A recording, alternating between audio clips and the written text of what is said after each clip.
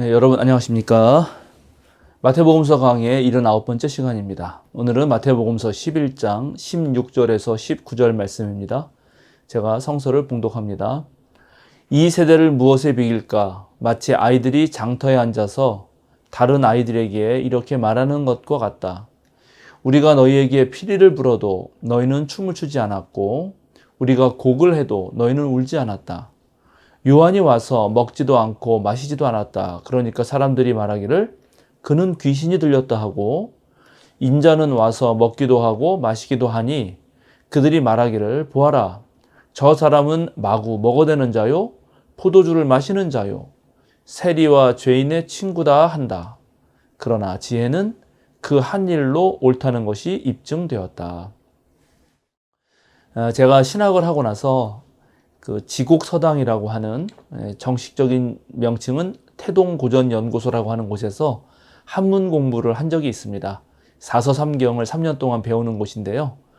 거기 있는 동안 선배 한 명과 함께 같이 성서를 공부한 적이 있습니다. 일주일에 한 번씩 서로 만나서 저는 마가복음서를 알려주었고, 그 선배는 제게 당나라 시들을 알려주곤 했습니다. 마가복음서를 다 읽고 나서 제가 소감을 물었습니다. 그때 그 선배는 한양대에서 철학을 전공하는 박사셨는데, 그 선배가 하는 말이, 논어랑 비교해서 보았을 때 마가복음서에는 여성이 많이 등장하고 또 그 여성들이 매우 주체적으로 활동한다라는 느낌을 받았다고 제게 말을 했습니다. 비기독교인이었던 그 선배가 아주 솔직한 느낌을 진솔하게 말해준 것이죠. 자, 예수님께서 2000년 전에 갈릴리에서 하신 일이 무엇인가? 라고 물으면 대다수의 신약학자들은 하나님 나라 운동이라고 그렇게 말을 합니다.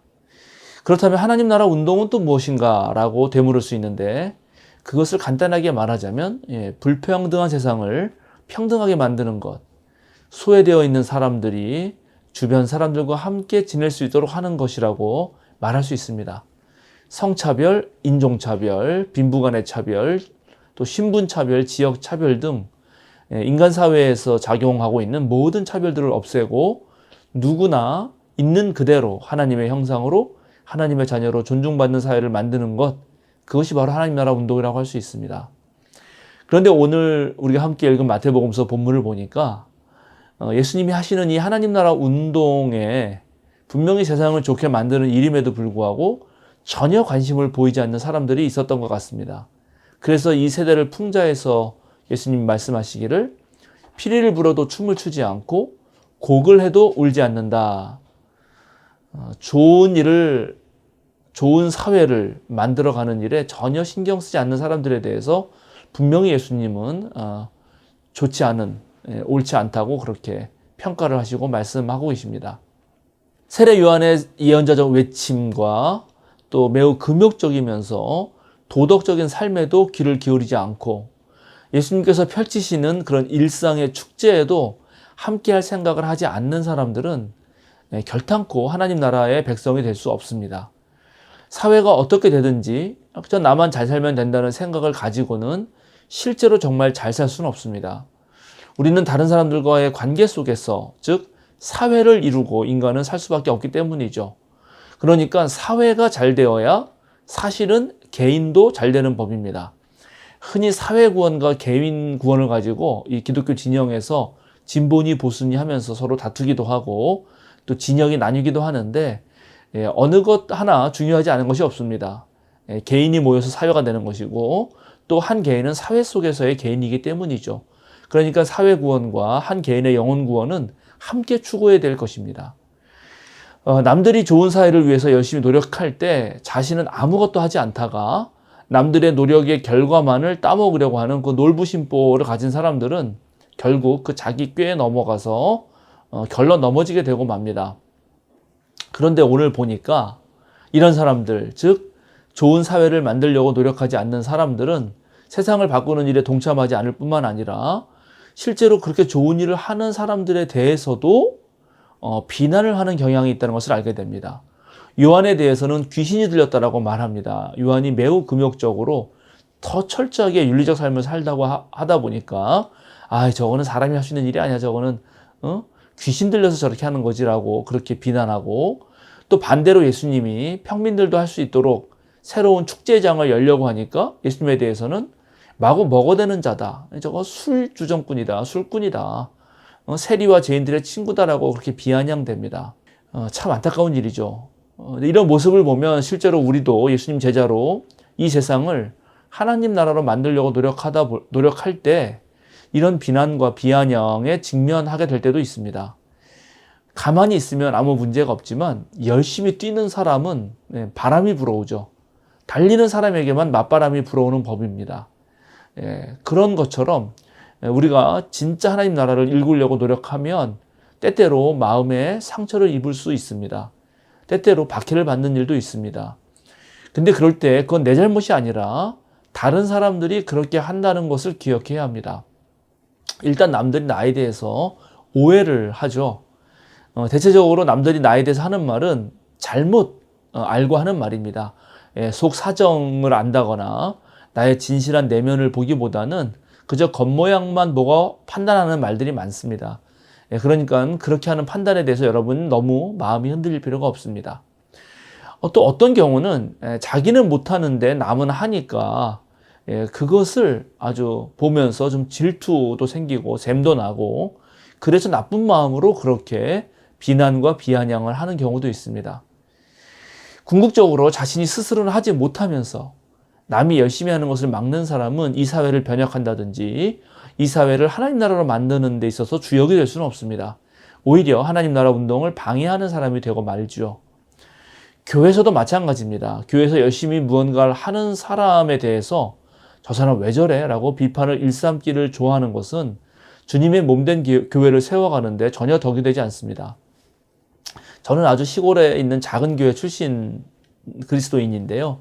제가 그 시골에서 열심히 봉사할 때 당시 제 후배들, 그 청년들이 저한테 와서 시골 교회다 보니까 부족한 것이 많잖아요. 그래서 그 부족한 것에 대해서 불평불만을 많이들 했습니다. 예산도 작고 또 어른들은 농사일에 바쁘니까 교회 청년들을 챙겨줄 수도 없고 또 파트타임으로 일하는 그런 교역자들조차도 구하기 어려워서 그랬던 거죠. 그래서 그 친구들이 제게 찾아와서 교회 다양한 운영에 대해서 불평불만을 늘어놓을 때면 제가 그 후배들 얘기를 다 듣고 나서 그리고 이런 얘기를 늘 해주곤 했습니다. 내가 한 얘기가 틀리지는 않다. 정말 우리 교회는 그렇게 부족한 게 많다. 그러나 그럼에도 불구하고 나는 내가 나한테 이런 얘기를 하면 좋겠다. 이런저런 문제가 우리 교회는 너무나 많다라기보다 우리 교회가 그렇게 부족한 것이 있기 때문에 나는 한번 이런 일을 해보았다. 나는 이런 일을 한번 시도하고 싶은데 형 같이 할래요? 이렇게 하는 그런 말을 듣고 싶다라고 제가 조언을 해줬습니다. 교회는 실제로 다양한 사람들이 모여서 다양한 생각을 하고 일하는 방식도 다르고 또 서로 목표하는 바도 다르기 때문에 교회 일을 하면서도 소소한 갈등과 다툼이 있을 수 있습니다.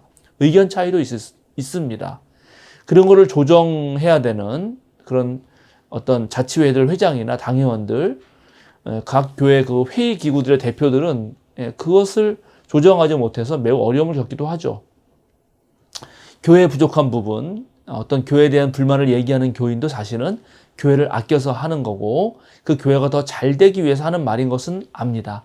그 마음을 모르는 것이 아닙니다. 그런데 사실 더 중요한 것은 그런 부족한 점을 보완하는 과정에서 불평이나 비난이나 지적을 하기보다는 자신이 할 수 있는 일을 찾아서 해내는 것, 그것이 가장 중요할 거라고 저는 생각합니다.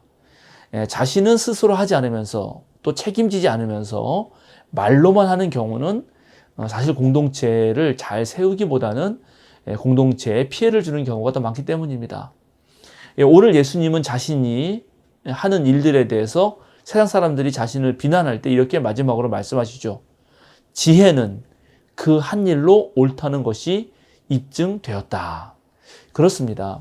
가장 좋은 것은 이를 통해서 열매를 맺고 그 열매를 직접 보여주는 것입니다.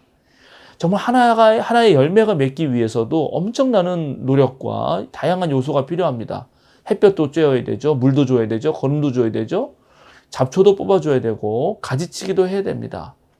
봄부터 시작해서 뜨거운 여름을 지나서 정말 그 신선한 가을이 될 때까지 씨앗을 심고 싹이 트고 줄기가 자라고 열매를 맺는 그 길고 긴 시간을 기다리고 지속적으로 돌보아야 합니다. 열매 하나 맺는다는 것이 쉬운 일이 아닙니다. 어떤 교회도 그 교회가 정말 열매 맺는 그런 목회와 선교 활동을 한다면 그렇게 기다리고 인내하면서 묵묵히 자신이 할 일들을 하는 교인들이 많다는 것을 보여줍니다. 저는 우리 생명사랑교회가 앞으로 우리 사회에서 또 지역에서 또 다양한 모습 속에서 정말 모범적인 교회가 되길 바라고 있고, 그렇게 되려면 남이 한 일들에 대해서 이러쿵저러쿵 말하는 그런 교인들보다는 다른 이들은 칭찬하고 또 자신이 할 일들은 스스로 해내는 그런 공동체가 되어야 된다고 생각합니다. 내가 할 수 있는 일을 찾아서 하는 거죠. 그 일을 할 때도 또 오른손이 하는 것을 왼손이 모르게, 그렇게 사람들 앞에서 인정받기보다는 하나님만이 아신다라는 마음으로 하는 것이 중요하다고 생각합니다. 마태복음서 강해를 들으시는 분들도 여러분 각자 자리에서 그렇게 자신이 할 수 있는 일들을 해 나가다 보면 바로 하나님께서는 그런 여러분의 손길과 마음씀을 통해서 정말 하나님 나라의 일을 해내시고 바로 거기에서 하나님의 지혜가 드러나리라고 생각합니다. 저와 여러분이 모두 그런 정말 제자의 자리, 하나님 백성의 자리에 있으면 좋겠습니다. 오늘 마태복음서 강의는 여기서 마치도록 하겠습니다. 그럼 또 다음 시간에 뵙도록 하겠고요. 우리 생명사랑 유튜브에 있는 다양한 신앙 영상들 여러분 많은 분들에게 계속해서 소개해 주시기를 부탁드립니다. 이미 지나간 영상이라 하더라도 두세 번 반복해서 보시다 보면은 또 여러분에게 많은 도움이 될 것입니다. 제가 2023년이 되면 우리가 사도신경 강의를 제가 한 51강에 걸쳐서 했는데요. 물론 첫 강은 소개 영상이지만 그걸 가지고 다시 주일 저녁에 7시 30분쯤 시간을 내어서 줌으로 함께 공부하는 시간을 마련해 보고자 합니다. 미리 영상과 그 영상에 대한 강의 요약문을 보시고 그 줌으로 함께 들어와서 거기서 서로 자신의 생각을 나누면서 우리의 신앙을 성찰하고 신앙을 굳게 하고 깊게 하는 시간입니다. 제가 다양한 방식으로 광고도 하겠습니다만 생각 있으신 분들 함께 참여하시면 좋을 것 같습니다. 자, 여러분 그럼 다음 시간에 또 만나도록 하겠습니다. 감사합니다.